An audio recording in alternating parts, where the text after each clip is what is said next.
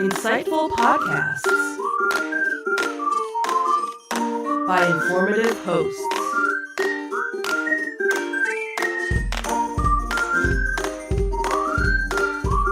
Insights into Things, a podcast network.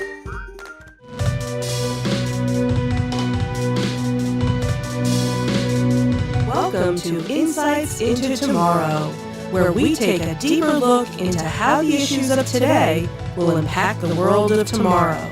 From politics and world news to media and technology, we discuss how today's headlines are becoming tomorrow's reality.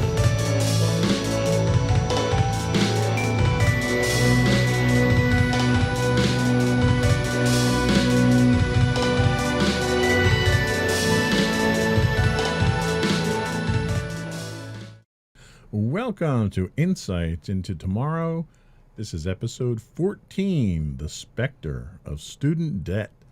I'm your host, Joseph Whalen, and my co-host, Sam Whalen. Hello, everyone. How you doing today, Sam? Doing great. Can't wait to talk about student debt.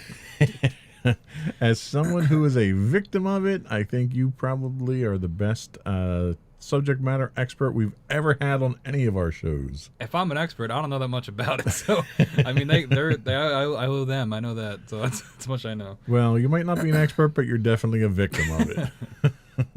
So this week, we are talking about the pandemic of student debt. Why is it a problem in the United States? We'll talk about a brief history of student debt, and we'll take a look at what's driving the rise in student debt these days. And then we'll take a look at possible solutions to this problem plaguing today's youth and what the future of student debt looks like. Before we do that, though, I would invite our listening and viewing audience to subscribe to the podcast. You can get audio versions of this podcast listed as Insights into Tomorrow. Video versions of all the network's podcasts can be found listed as Insights into Things. We are listed on Apple Podcasts, Spotify, Google, Stitcher, iHeartRadio, Amazon, pretty much any place you can get a podcast these days. I would also invite everyone to give us your feedback. Write in, tell us how we're doing, give us your suggestions for topics you'd like us to talk about. You can email us at comments@insightsintothings.com. You can get us on Twitter at insights_things. On Facebook, we are facebook.com/insightsintothingspodcast. On Instagram, we are at Insights Into Things, or you can get links to all those on our website at www.insightsintothings.com. Ready to get into it? Yep. All right.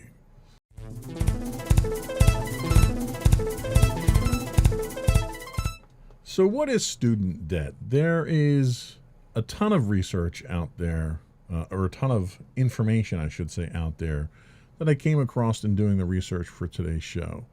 Most of what we're going to talk about today comes from firstrepublic.com. They say student debt plays a significant role in the lives of many Americans. The cost associated with higher education continues to increase year over year, and for many this translates to a heavier reliance on loans to bridge the gap. Consequently, outstanding U.S. student loan debt reached $1.7 trillion at the end of 2020, according to the Federal Reserve, which is an all-time high. To put that into perspective, that's roughly the GDP ranking of Canada, the 10th highest ranked country in the world by GDP. How does, that number to me is just astronomical. Mm-hmm. What's the impact of that number to you? Yeah, I mean, it's just like you said. Once you get past, honestly, 100, it's hard for me to fathom that number. But when we talk about trillions, it's like when you look at the national debt too. It's just these numbers are astronomical. You can't even wrap your head around them. Yeah. Let alone the notion of being able to pay that off, which is just, it seems impossible. Yeah, but the thought that if we wanted to pay off the national student debt right now, that's more money than Canada can generate in a year. Yeah. I mean, that's just, it's ridiculous. It's a great way to intro the topic too, framing it in that, how big of a beast it is. You know? Yeah, I mean, it seems, when you talk in numbers that size, it seems kind of insurmountable, really. So we have a couple other student loan debt statistics. The national average per student is about $39,000. The states with the highest student loan debt, number one coming in is Washington, D.C. Their average student loan debt is $54,400 a year. Just below that is Maryland with $42,700. Age groups with the most student loan debt are 18 to 29-year-olds. 34% of that age group have student loan debt, which makes sense because they're people either going into college or coming out of it. More than half of college-educated adults have student loan debt. That's 65% of people. 6% of borrowers who owe more than $100,000 in student loan debt, including the 2% owing more than $200,000, account for a third of all outstanding student loan debt. So a lot of people owing a lot of money. The vast majority of those borrowers who owe more than $100,000 took out loans for graduate school. Loans associated with grad school account for about 50% of the outstanding student loan debt. The other half belongs to the 75% of borrowers who took out loans for 2 or 4-year degrees. And then finally, the U.S. student debt has increased by more than 100% over the past 10 years. So we're looking at the numbers are only getting higher, and that's why we have the highest in 2020 with 1.7 trillion. And that's another, alarming statistic to have anything go up 100% over the course of 10 years. Yeah. Has the quality of your education increased at the same proportional rate? I don't know. That's a good question. I mean, I've only been in college for 3 years now. I'm going into my senior year. But that large amount of increase, it seems impossible that there would be a reflection in education that would meet that as well. Yeah, and the business side of me looks at this and wants to say, all right, what's the cost benefit analysis? If I'm paying 100% more over the last 10 years, is the salary that I'm taking when I come out of that college raising 100% more? And statistically, it's not. Salaries are not keeping pace with the current economic scale. Yeah. So you're paying all this much more for an education, but you're not getting the compensation on the back end of that to justify that cost. So there's a massive loss of investment here. Like, how long do you think you're going to be in debt with college debt? I mean, judging by what I'm seeing now with my bills and things for the years, I'm probably in that average, $40K range for what I'm going to owe back. The bigger question is, I'm going into a field that hopefully I'll find a job quickly. I'm planning on going into the radio field, anything like that. So hopefully I'll find a job and they'll just garner my wages. That's going to be my plan essentially. Now I know some people that are going into medical fields, so they're going into grad school. So that's half of those loans there that people owe. And those jobs are obviously, you end up spending a lot more and you end up owing a lot more debt, but you're pretty much guaranteed a job because the world always needs doctors and whatnot. Right. So I think it really depends on just what you're looking to do post-college and how long you want to stay in school and then how much you're going to pay too.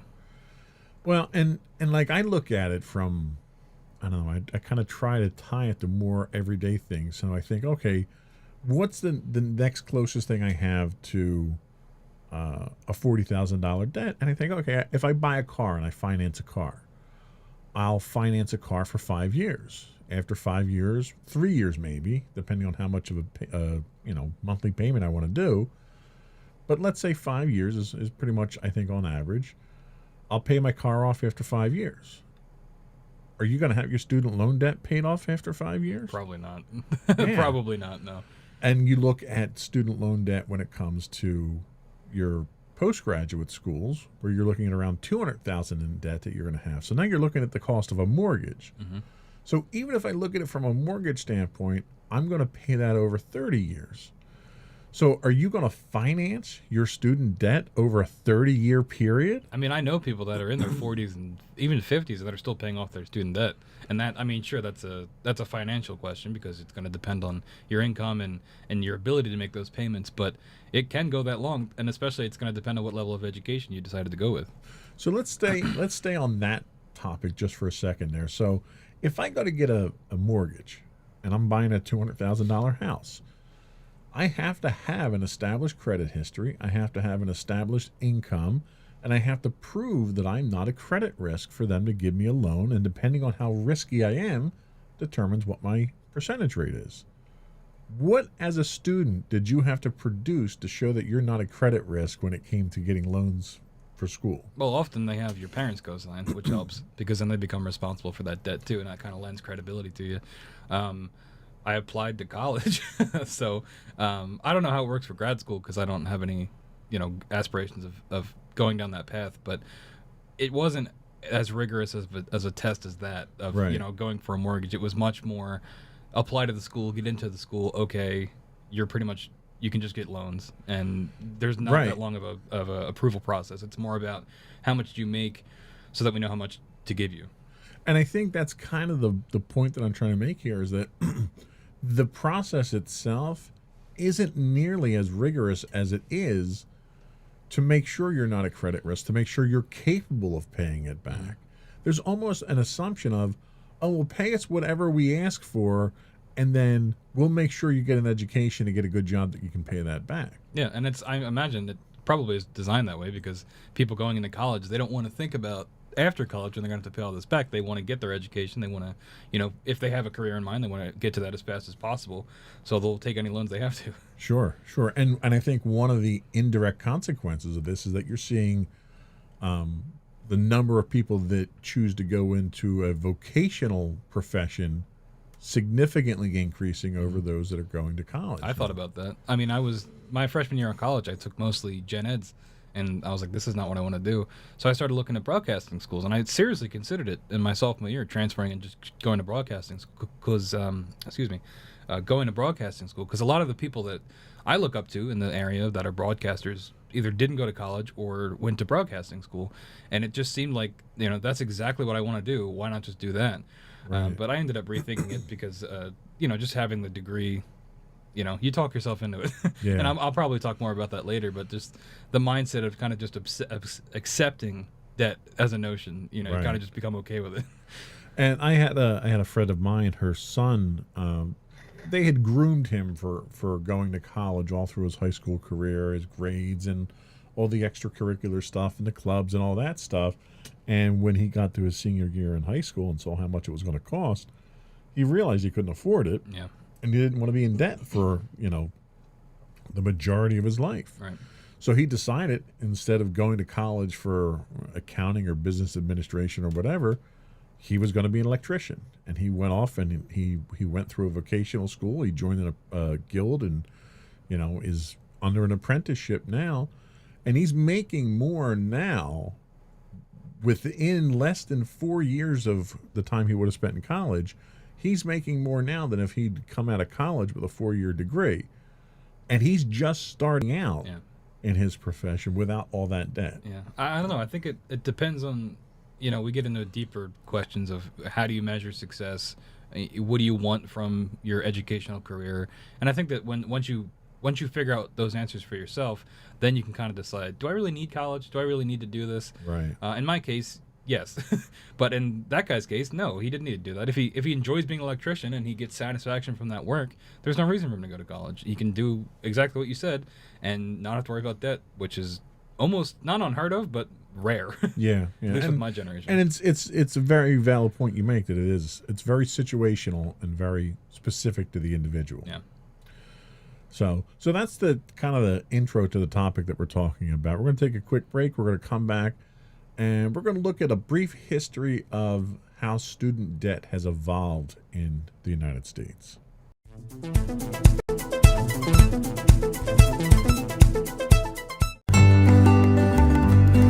Insights into Teens, a podcast series exploring the issues and challenges of today's youth. Talking to real teens about real teen problems. Explore issues from braces to puberty, social anxiety to financial responsibility. Each week, we talk about the topics concerning today's youth. We look at how the issues affect teens, how to cope with these issues, and how parents, friends, and loved ones can help teens handle these challenges. Check out our video episodes on youtube.com/insightsintothings. Catch our audio versions on podcast.insightsintoteens.com or on the web at insightsintothings.com.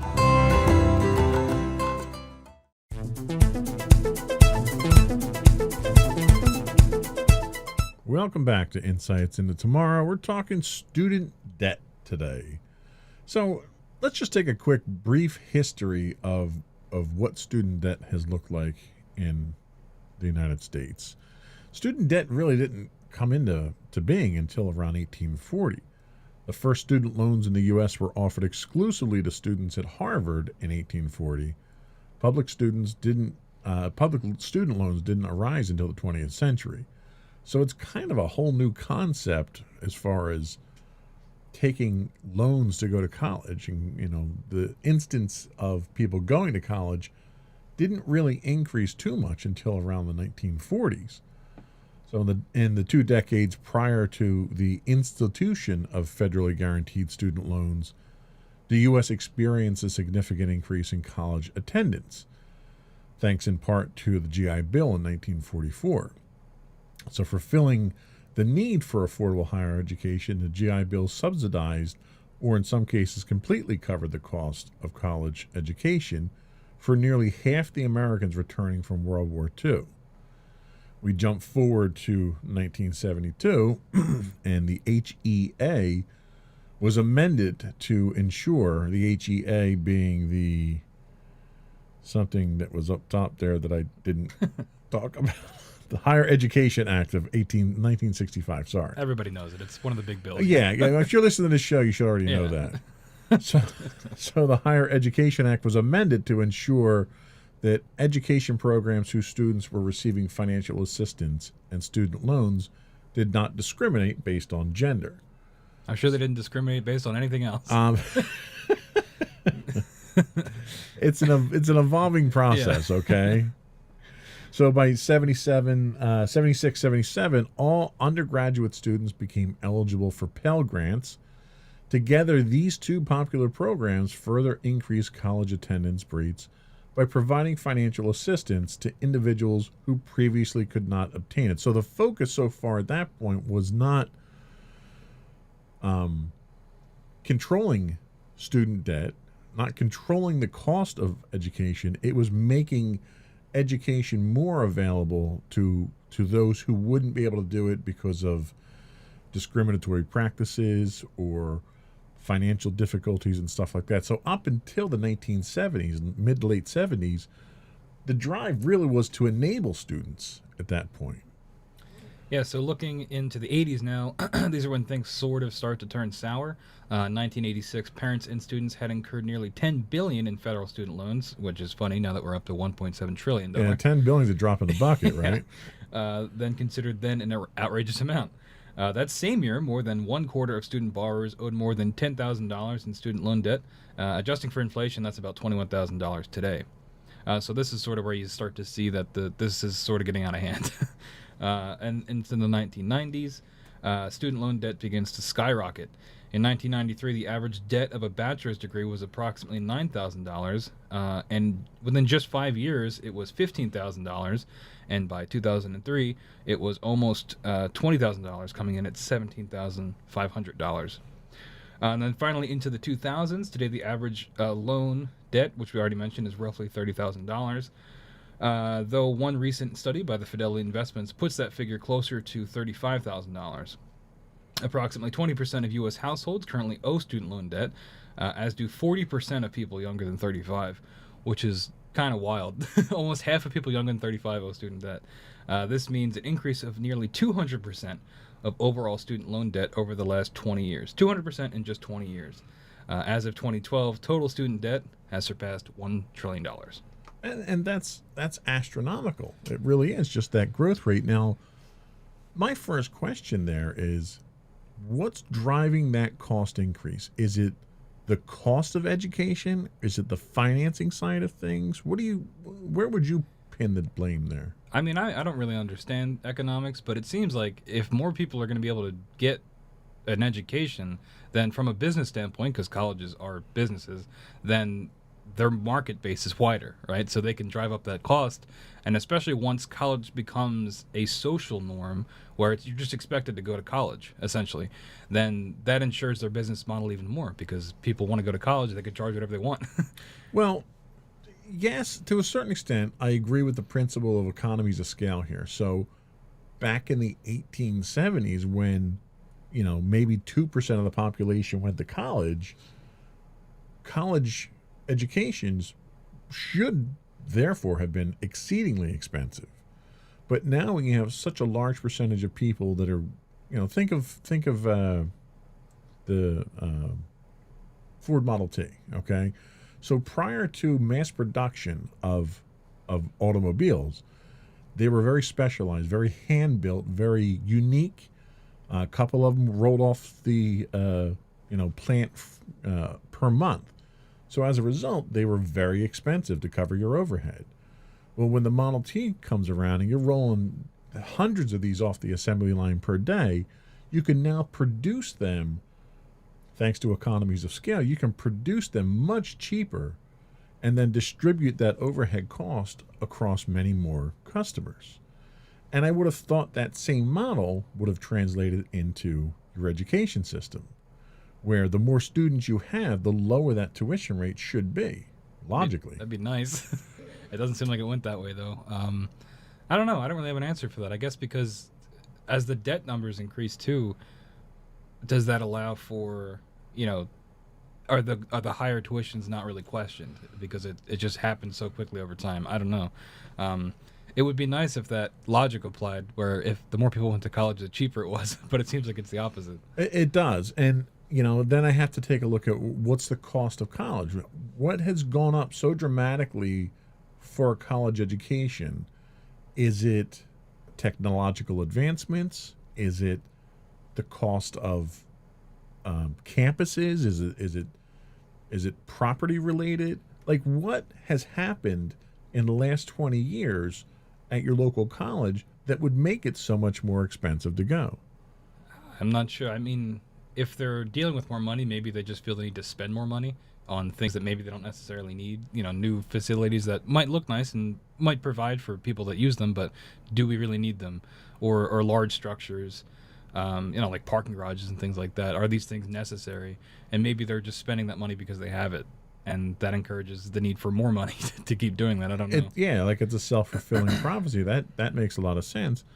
And I also have to look at these colleges that are very athletically driven. Mm-hmm. All your Big Ten colleges and your Ivy League colleges, where you're bringing in a significant income from the sports and athletics that are happening at your college. Why isn't that going into lowering the cost of tuition for your students? Yeah, I mean we could do a whole other show on college sports like that. I mean, they just had the NCAA ruling where they can get money from their image, which is nice, but the schools still can't pay them. Yeah, and the school's still getting a ton of money, especially big schools like that. Right. Just on like the broadcast rights alone. And that's what blows my mind is they're bringing in money hand over fist to the point that you've got college stadiums that are more well appointed than professional stadiums these days. Yeah, I don't know. When I look at it, I look at it very cynically, and it just seems like these are businesses first and educational institutions second, and they are very greedy. Yeah. And it just seems like they want to get as much money as possible out of people.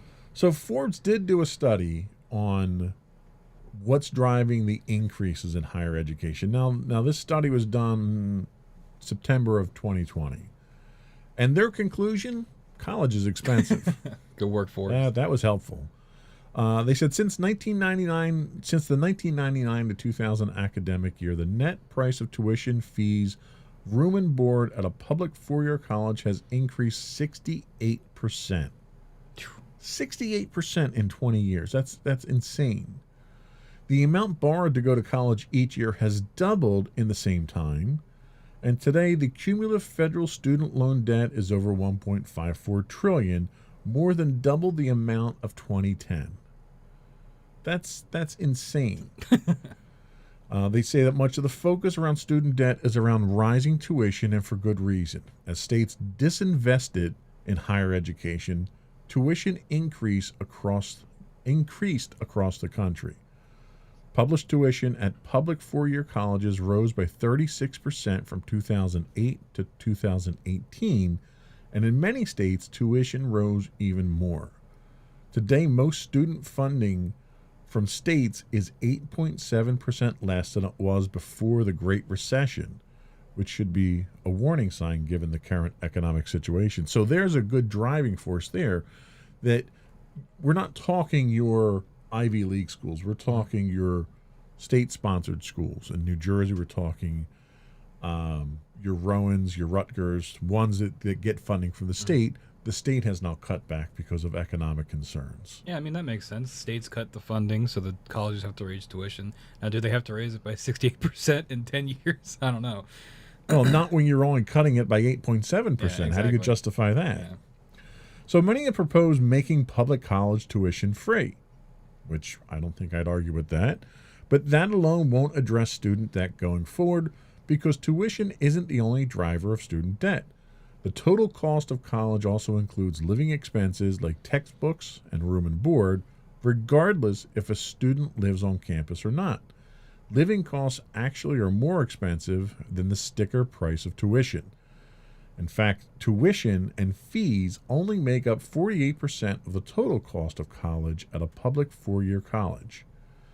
At public two-year colleges, it's even smaller. It's an even smaller share at 29%, with living costs almost making up 2/3 of the cost to attend. So, you were living on campus Yeah. your first year. How did that go down? That's something that we didn't even talk about. Like, you're taking out your college loans, but you're also like renting an apartment basically. And I only did it for 1 year. It just wasn't for me, and I live close enough to campus that it's not really necessary. And it was very expensive living on campus, at least. I mean, there's options where you can like just get an apartment off campus. That I think those might be cheaper, especially if you have roommates. You split that cost.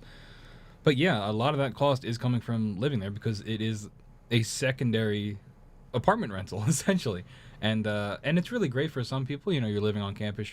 Where I was in the heart of campus, so you can get pretty much anywhere quickly. So there's a convenience factor, there's a social factor, because if you have a lot of friends on campus, or you're part of a fraternity or a sorority, you have easy access to that, or any clubs you're on campus. So there's definitely benefits. It's just, is it worth? Again, it's a personal decision. Is it worth the, in my opinion, very high cost that room and board is going to run you? Yeah, that's a very good point. Now, when you stopped living on campus, did your costs go down significantly? Yeah, it did.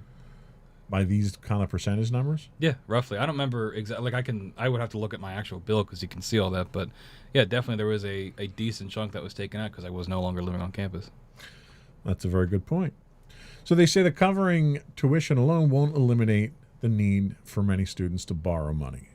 Many of the existing, quote, free college proposals would continue the Pell Grant program and allow low-income students to use the grant to cover living costs, which would help low-income students. So a lot of the financial support that's out there now would still continue, even though eliminating tuition fees isn't going to be the end-all be-all, but there are still other methods out there to assist students. Yeah, that's another thing. I was looking at my bill recently, like I mentioned, and it goes tuition, and then it just says fees, and that's like a third of the cost. It's like, what are fees?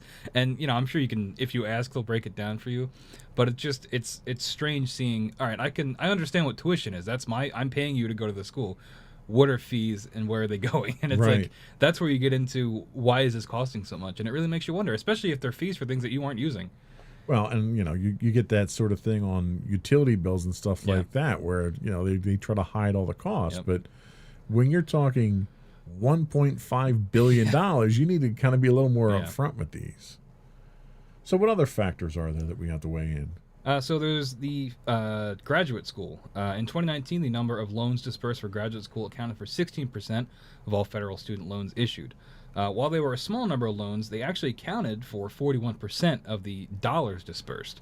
That's because of the amount graduate students borrow, because graduate school is really expensive, no matter what level you're going for. While many often talk about borrowers with six-figure student debt, that's not undergraduates. According to federal data, the average debt for a bachelor's degree is about $27K. We've talked about that before. That's because they're cheaper, but also there are strict federal limits on undergraduate borrowing. The same federal data shows that there is only one degree level where the median bar exceeds six figures, and that's for your doctorate, so for law or medical school. On top of all of this, another driver of the rise in student loan debt is the sheer number of people going to college, kind of like we were talking about. There's just more access to it. So because of that, the borrowing has also increased. Undergraduate enrollment has increased by more than 3.5 million students since 2000, and more people are going to graduate school as a result of that. From 2000 to 2018, enrollment for graduate school increased by 41%. The rise in cumulative debt looks astounding, but it's also important to consider all pieces of context that contribute to that increase. If people really want to eliminate student debt, it will mean finding a way to cover graduate school as well, in addition to the expensive living costs. And no plan exists to ensure that all students can enroll at Harvard at free of charge. So it comes down to idealism, right? You would like these things to be free, but it's in the real world that's just not going to happen. Yeah, and I don't think most students are shooting for free college. I think the vast majority of students who carry student debt loan at this point in time are just looking for reasonable cost. Mm-hmm. And the numbers that we're talking about so far kind of prove that these costs are well beyond reasonable. Yeah, absolutely. I mean, being able to go to college is definitely a privilege, and it's good that more people are able to do it. And it just so happens that that access comes with a literal and figurative cost of just being in debt.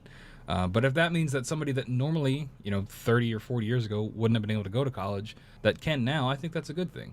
I just think that, like you said, those numbers are ridiculously high and don't need to be that high. Yeah, and I don't think anybody expects to be debt-free when they get out of college, but you got to make sure that the increases in debt kind of are warranted for what you're getting out of it. Yeah, you're not just bleeding people dry. Yeah, and that's really what it seems like at this point. So we're going to take another quick break, and then we're going to come back and talk about some possible ways to address the student loan problem.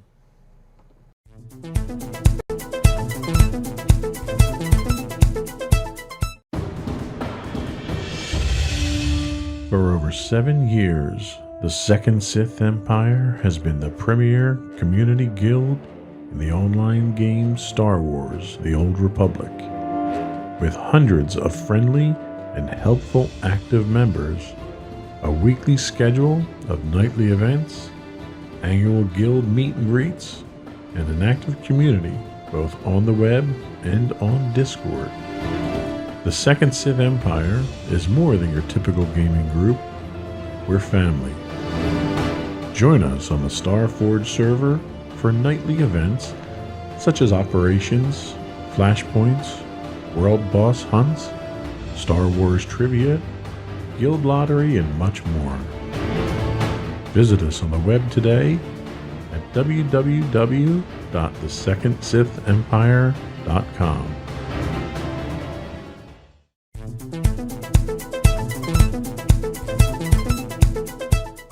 Welcome back, everybody. We are talking about student debt today. So some ways to address the student loan debt problem. This is coming from the University of Washington. There's the Student Loan Fairness Act. The Student Loan Fairness Act proposes to tie interest rates to the Federal Reserve discount window rate. I don't know what that means. I'm not an economist, but that sounds like it might be a good thing. Student loan borrowers are currently paying 9 times higher than the banks are able to borrow for. These rates would apply to federal subsidized Stafford loans. The Student Loan Fairness Act would offer borrowers the 10-10 loan repayment plan, which limits the payment on student loans to 10% of discretionary income. This is already offered with the income-based repayment, which I think I mentioned earlier when I was joking that they're just going to take from my wages. One of the big differences is that the proposed 10-10 repayment also offers a maximum capitalization of 10% of interest over the loan that was taken out. This means that your loan balance will never surpass your original balance plus 10%. The Student Loan Fairness Act would allow borrowers a year in which they would be able to convert their private student loans into federal loans if they qualify. And even if you don't qualify for the conversion, the mere fact that this option exists will force private lenders to work with their borrowers and offer programs to parallel what is offered in federal programs. And then finally, the Student Loan Fairness Act offers forgiveness to public sector employees after only 60 months. So that I don't understand the larger terms, but in general, that sounds like it'd be a good thing. So to kind of put this into perspective, when you go and you get a mortgage, okay, so you buy a house for $100,000, let's say, just to keep the number simple. What they'll do is they'll charge you an interest rate, we'll say 5%, and they'll amortize that over the course of the loan. And basically what that means is they front load your interest payments at the beginning of your loan, and your interest payments will gradually decrease as you pay the loan off. You're going to pay off at a maximum of that 5% of the loan. You're never going to pay more than that 5% of the loan. But what they do is they make sure they get their money up front there, and then the principal gradually increases the further you pay down. What they're saying here is your student loans will be capped. One, they'll be based on what the Federal Reserve rate is, plus a reasonable profit over that. So when you go and get a loan now, your interest rate that you pay on your loan is, if you get a fixed rate, it's based on prime rate plus whatever the bank is charging for their income there. And then the bank has to then pay their underwriters and all that stuff based on what they make from you. But if you take out a loan, I mean, basically what they're doing with student loans is like what a loan shark does. You know, I'm going to charge you 100% a day on what you borrowed. And by the time you pay off that $100,000 loan, you've paid $400,000. Way more than you borrowed. Yeah. Yeah. Which is ridiculous. And what the federal government's saying, no, you're going to not pay more than 10% on what that value of that loan was. So if you borrowed $100,000, the most you'll ever pay back is $110,000. Yeah, that sounds great. And it makes sense. The problem comes with who's investing in those loans at this point in time. We'll talk about that in a little bit. Okay. So the Levy Institute recently published a proposal for canceling all outstanding student debt.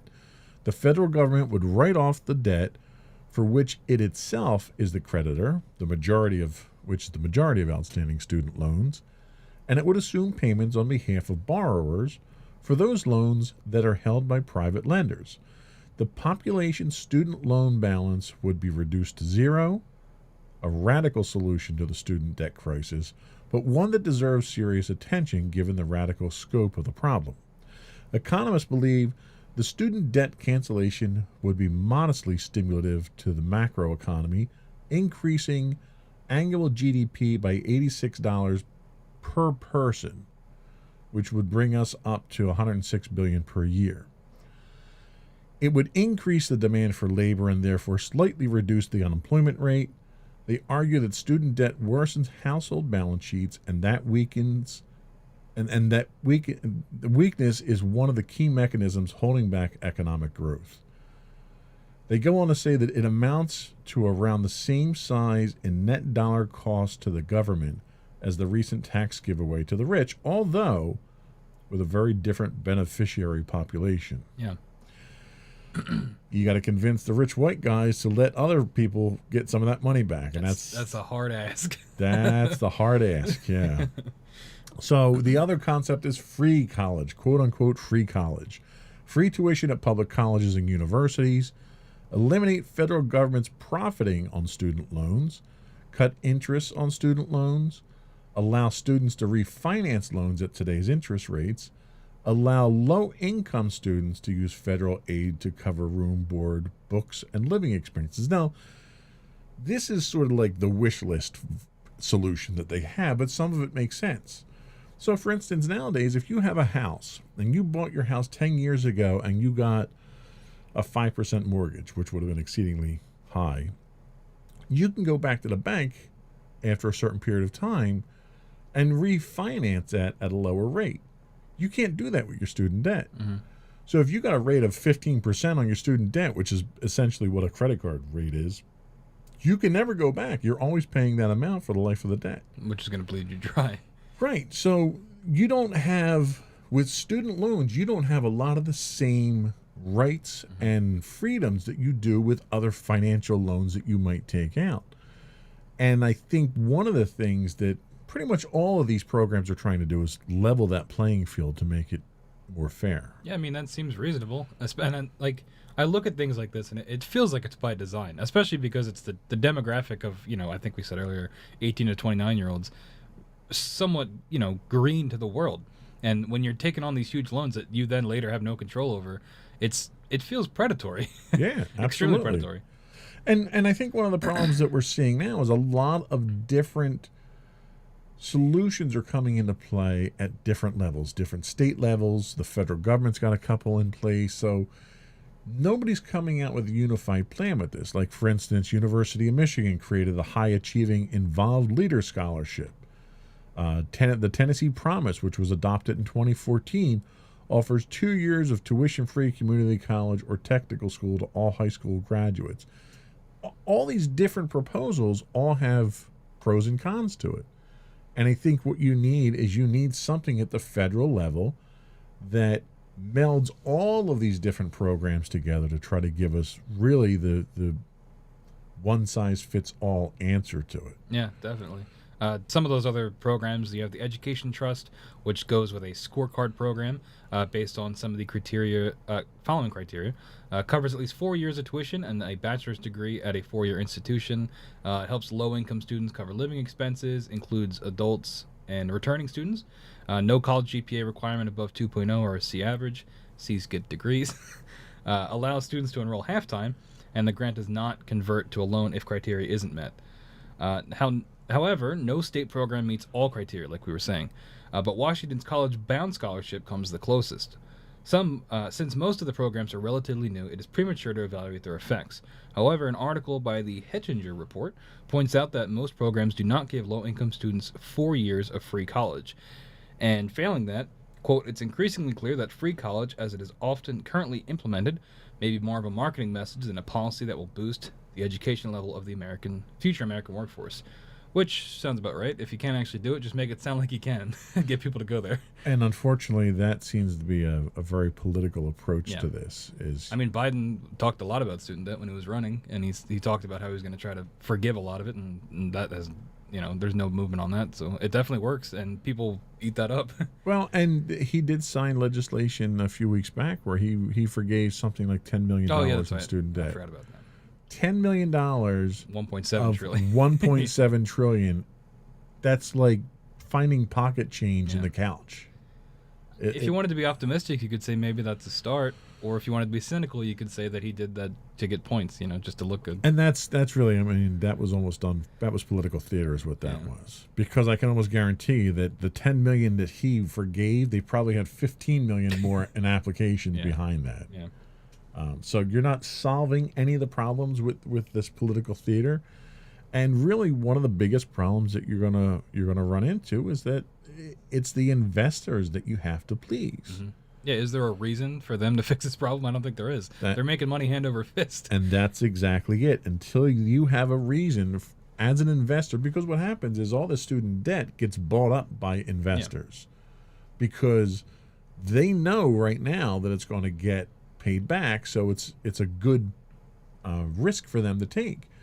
As soon as the federal government comes in and decides they're going to wave their magic wand and make the debt go away, all that investment money that's out there that's buying up the debt now is going to go away, and you're going to crash the economy. Yeah.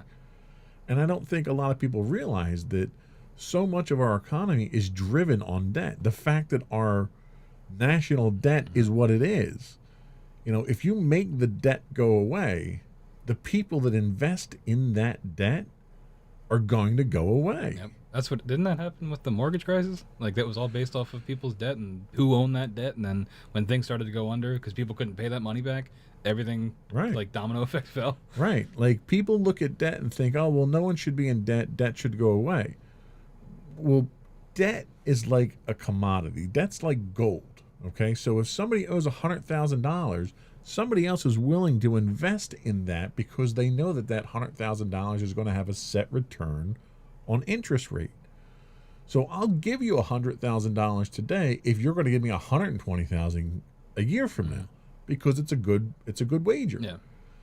But if you just make those debt go away, It breaks the whole system. right? It breaks the entire system. And I think that's the issue too, because debt has a negative connotation, but in reality, it's necessary at this point, essentially. Debt drives the economy more than cash does. And the first thing the federal government wants to do is put more cash on the market when the economy gets bad. And that's the last thing you want to do because it drives inflation up. Mm-hmm.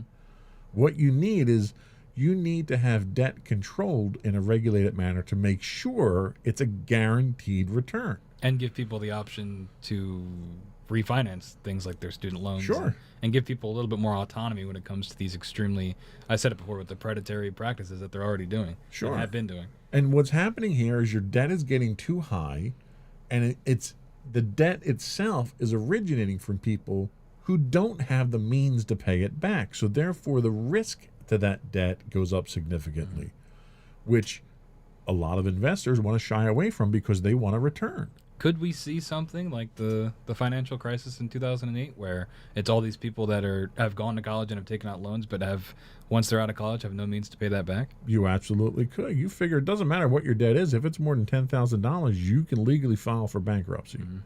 So if every student out there who owes more than $10,000 files for bankruptcy, all those investors who invested in that debt are out their money. Sounds like a bubble. That's exactly what it is. And this is why politicians are so hesitant to just come in and try to make the problem go away, because they understand that it drives the economy. Yeah, what's riding on it, yeah. So it's a very difficult situation, and the future of it's pretty bleak looking. As with I was going to say, that's why it's on this show. Most things with this show, the future's pretty bleak looking, but I'm sure we'll survive. Just become an electrician, you'll be fine. Vocational, you may lose a few fingers, but vocational school's not a bad thing. So let's take our last break. We'll come back and we'll take a look at what the future does look like.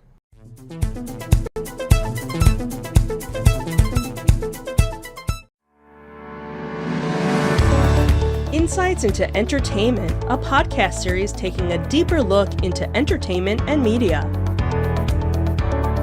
Our husband and wife team of pop culture fanatics are exploring all things from music and movies to television and fandom. We'll look at the interesting and obscure entertainment news of the week. We'll talk about theme park and pop culture news. We'll give you the latest and greatest on pop culture conventions. We'll give you a deep dive into Disney, Star Wars, and much more. Check out our video episodes at youtube.com/insightsintothings. Our audio episodes at podcast.insightsintoentertainment.com, or check us out on the web at insightsintothings.com.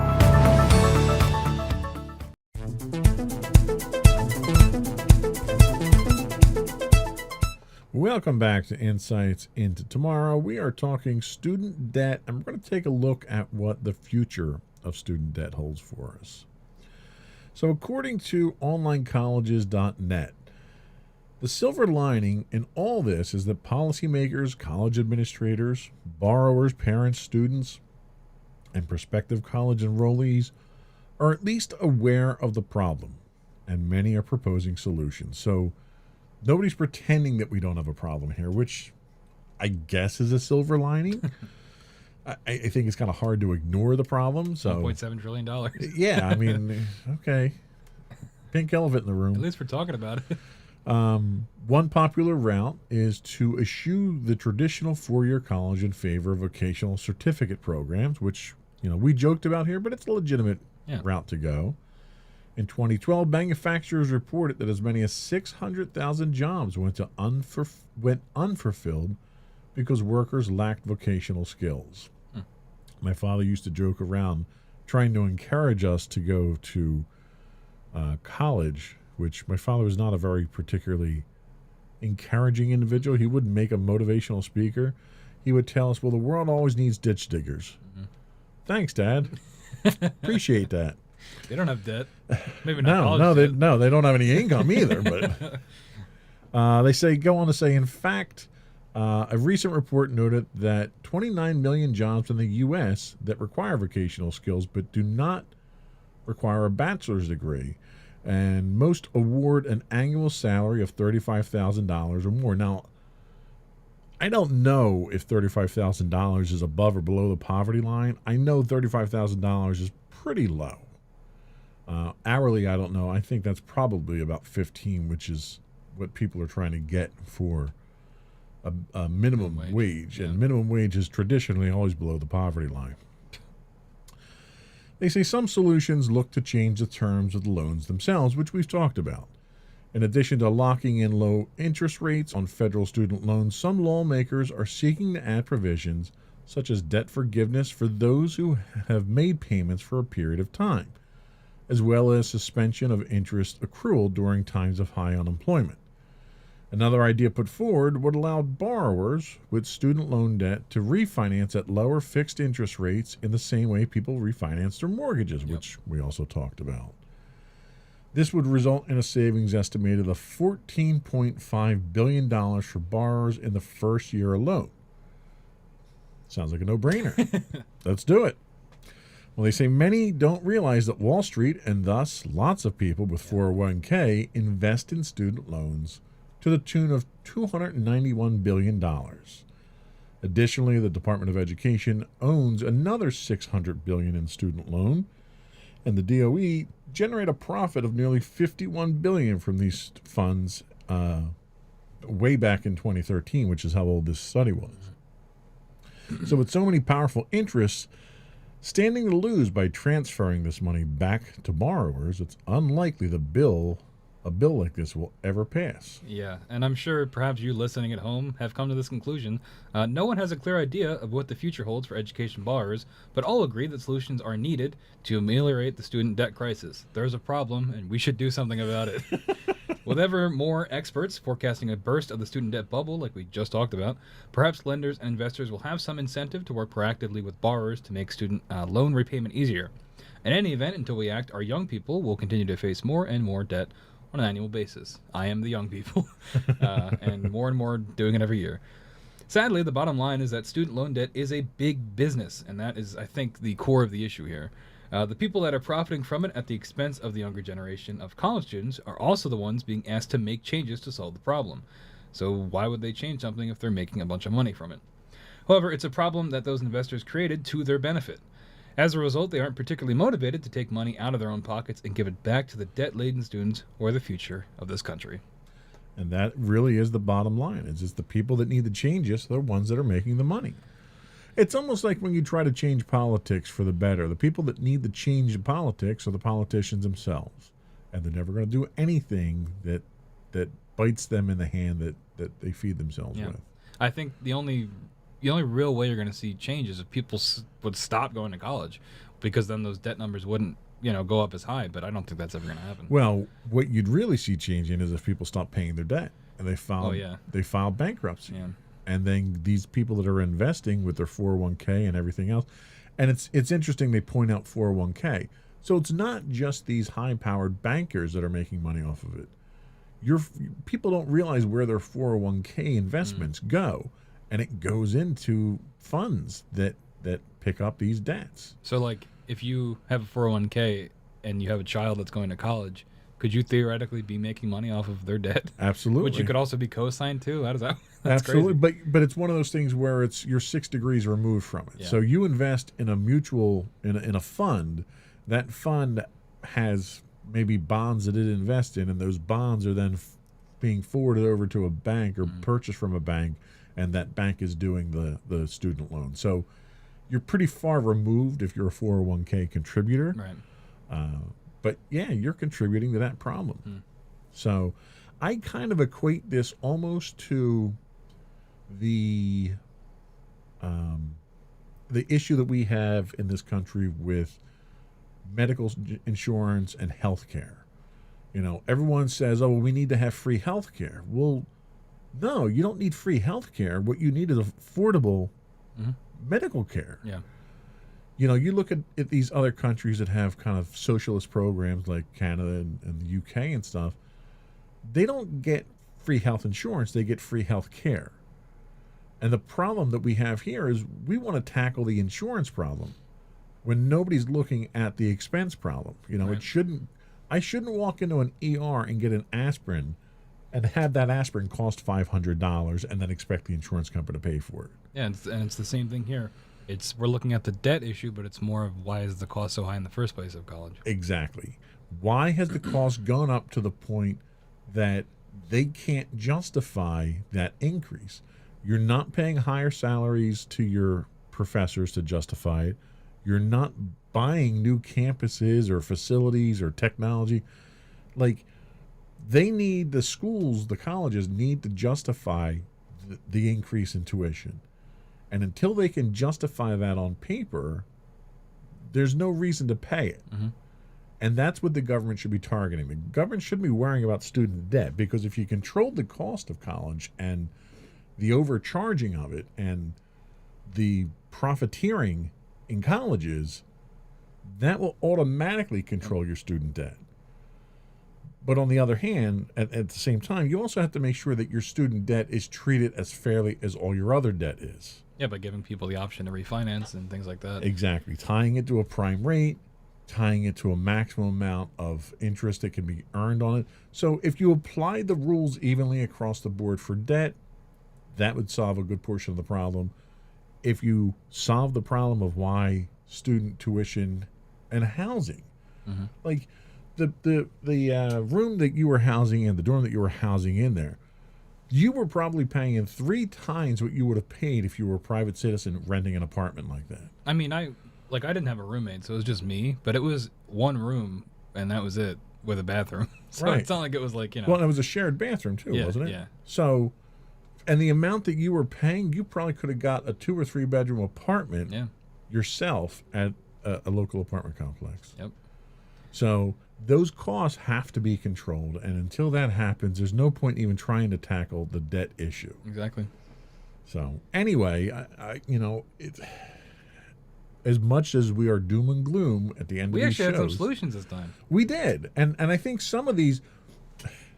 The problem, actually, I think that the reason we did is the problem literally is so big, you can't help but start throwing solutions at it and Yeah. have some of them work. Yeah. We're not going to solve all the problems, but I think if people stop trying to rip off our students, and our students are the future. Mm-hmm. And if they're so laden with the debt, one, they're either not going to go to college, you're not going to be able to fill the jobs that we have, and you're going to become a third-class country here because we don't have educated people that can fill the jobs that we need.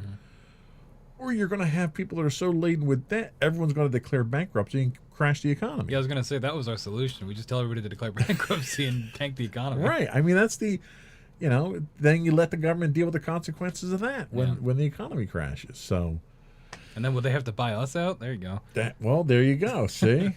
See? So anyway, that's our show for today. Appreciate everyone listening and watching. I would also invite folks once again to subscribe to the podcast. You can get audio versions of this podcast listed as Insights into Tomorrow. Video versions are available as Insights into Things on Apple Podcasts, Spotify, Google, Stitcher, iHeartRadio, and so forth. Would also invite folks to email us. Give us your feedback. Give us show suggestions. You can email us at comments@insightsintothings.com. You can get us on Twitter at insights_things. We do stream 5 days a week on Twitch at twitch.tv/insightsintothings. If you are an Amazon Prime subscriber, you do get a free Twitch Prime monthly subscription. We'd appreciate it if you threw that our way. You can get us on Facebook at facebook.com/insightsintothingspodcast and on Instagram at insightsintothings. Or you can get links to all those on our website at www.insightsintothings.com. And I think that's it. Another one in the books. Bye. Bye-bye.